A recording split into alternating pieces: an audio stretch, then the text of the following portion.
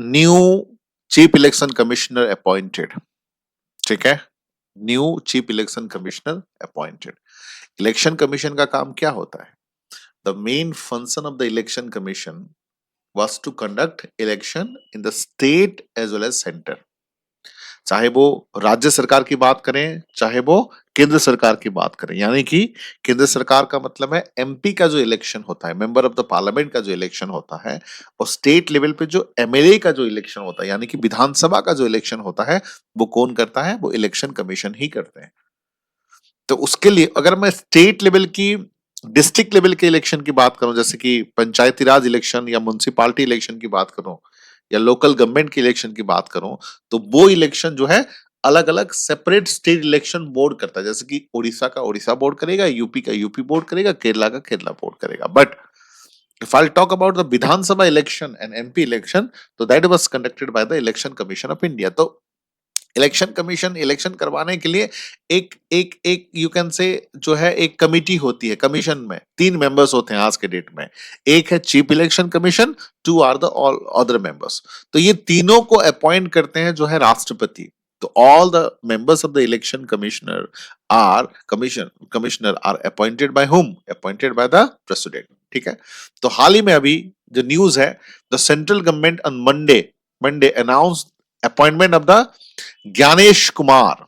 जैसे कि आप लोग देख पा रहे होंगे, ठीक है, appointment of the Gyanesh Kumar the new chief election commission, CEC, chief election commission. ठीक है, उससे पहले कौन थे? राजीव कुमार जी थे। ठीक है, और ये जो ज्ञानेश कुमार जी हैं 1988 बैच के आईएएस ऑफिसर रहे हैं।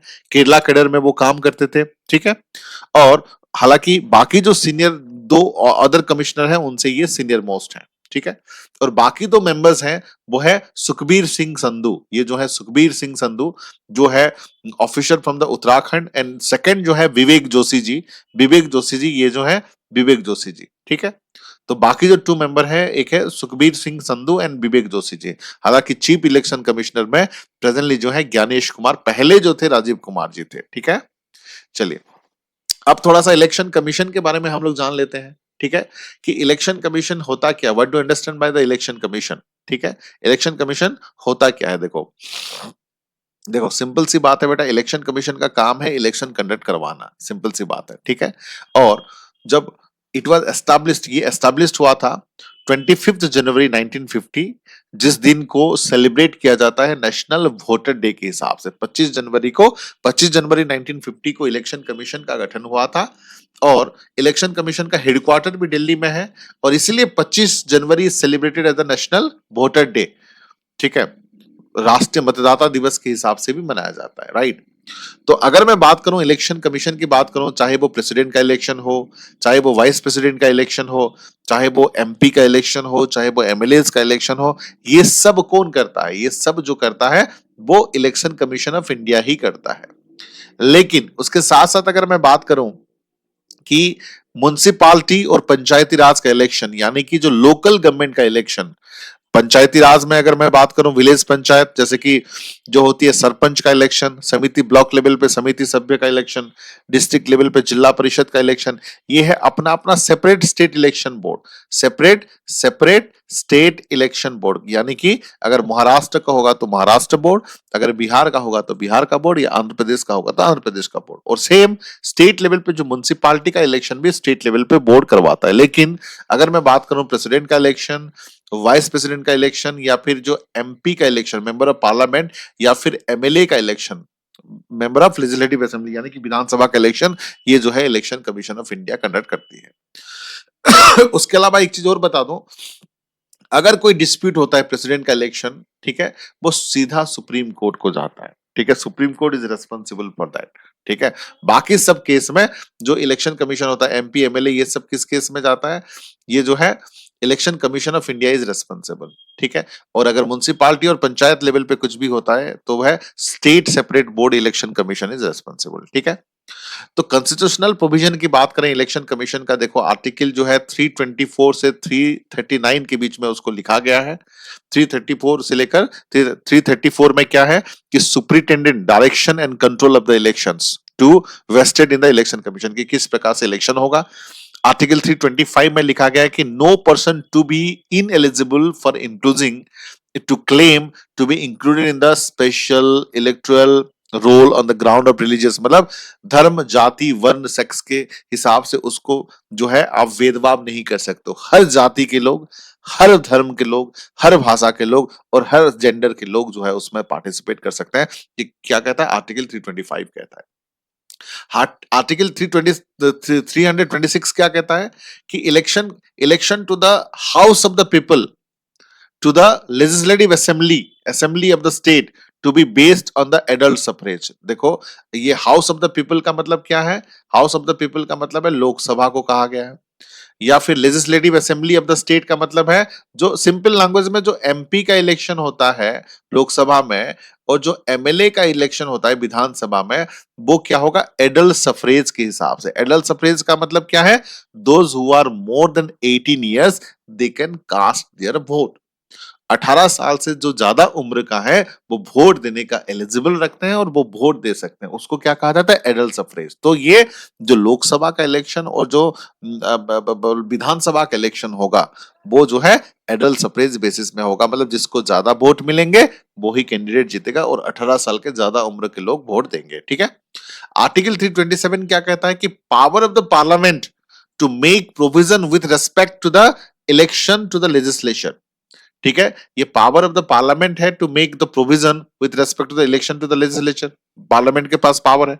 आर्टिकल 328 कहता है कि power of the legislature of the state to make provision with respect to the election to such legislature. ठीक है, उसके साथ आर्टिकल 329 क्या कहता है कि bar to interference by the court in the electoral matter. उसके बाद देखो, अगर मैं बात करूं फंक्शन एंड जुरिडिक्शंस कि उनके काम क्या होते हैं, उसके अलावा जो है उनका जो क्षेत्र अधिकार क्या होती है। ठीक है, पहला चीज तो है एडवाइजरी रोल होता है, एडवाइस देने का जो रोल होती है। ठीक है, election commission of India advise the president और governor on the matter related to the disqualification of the member of the parliament and state legislature. मतलब इलेक्शन कमीशन प्रेसिडेंट को एडवाइस कर सकते हैं कि जो पार्लियामेंट के जो मेंबर हैं उसको डिस्क्वालिफिकेशन करने के मामले में, उसके अलावा गवर्नर को भी वो एडवाइस कर सकते हैं जो लेजिस्लेचर, स्टेट लेजिस्लेचर के मेंबर को डिस्क्वालीफाई करने के मामले में। ये केवल एडवाइजरी नेचर है। ठीक है, एडवाइजरी नेचर है। ठीक है, क्वासी जुडिशियल रोल में क्या होती है? Election Commission can disqualifying candidate from failing to submit election expense account and resolve the dispute regarding the reorganization of the political party and allocated the election symbol. देखो, किसको कौन सा electoral symbol मिलेगा, जैसे कि आम आदमी पार्टी का झाड़ू है, जैसे कि lotus is the symbol of BJP, like this. तो सिंबल देना, उसके साथ साथ जो है reorganisation of the political party, national party होगा या स्टेट पार्टी होगा, ये भी इलेक्शन कमीशन डिसाइड कर सकता है। ठीक है, तो उसके अलावा एडमिनिस्ट्रेटिव रोल में जो मोरल कोड ऑफ कंडक्ट है, जिसको आचार संहिता भी बोलते हैं कि इलेक्शन कब, उसके साथ साथ डेट, नोटिफिकेशन, इलेक्शन रिजल्ट सब इलेक्शन कमीशन ही करवाता है। ठीक है, कि वोटर कार्ड से लेकर इलेक्शन डेट कब होगा, ठीक है, कब कहां पर होंगे, कितने मेंबर्स, ये मतलब फिर रिजल्ट डिक्लेयर कब होगा। कोड ऑफ कंडक्ट होता है, जैसे कि 24 आवर के अंदर आप प्रचार प्रसार नहीं कर सकते, आप एक लिमिटेड अमाउंट से ज्यादा खर्च नहीं कर सकते, जिसको rules and regulation for the election, ये इलेक्शन कमीशन ही करवाता है। ठीक है, तो कंपोजिशन की बात करें तो इनिशियल स्टेज में इलेक्शन कमीशन एक था, बट जैसे ही मतलब पहले वोटिंग एज कितना था? 21। अब वोटिंग एज कितना है? 18 साल। तो जैसे ही आज के डेट में 18 साल से ज्यादा होता है आप वोट दे सकते हो, तो इलेक्शन में नंबर ऑफ पॉपुलेशन बढ़ गया, तो अब एक मेंबर के जगह पे अब क्या कर दिया गया? 3 मेंबर कमेटी बना दिया गया, but initially it was 1 member committee. तो 3 मेंबर में से एक जो होता है चीफ इलेक्शन कमीशन, और बाकी जो 2 मेंबर्स होते हैं वो इलेक्शन अदर इलेक्शन कमिश्नर होते हैं। ठीक है, तो ये तीनों को, चाहे वो चीफ इलेक्शन कमीशन हो या अदर इलेक्शन कमीशन हो, ये तीनों को अपॉइंट कौन करता है? Appointed by the president. ध्यान रखिएगा, appointed president can appoint the chief election commission and 2 other election commission। राष्ट्रपति के द्वारा chief election commission and other member का अपॉइंट होता है, and they serve for 6 year।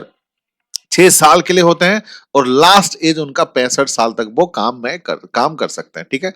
और रिमूवल प्रोसेस की अगर बात करें इलेक्शन कमीशन या चीफ इलेक्शन कमिश्नर का, तो can only be remove from the office like the supreme court जज requiring a special majority in the house of the parliament. मतलब सुप्रीम कोर्ट के जज को जिस तरह से हटाया जाता है, क्या चाहिए, स्पेशल मेजोरिटी चाहिए हाउस ऑफ द पार्लियामेंट में। मतलब लोकसभा और राज्यसभा में स्पेशल मेजोरिटी।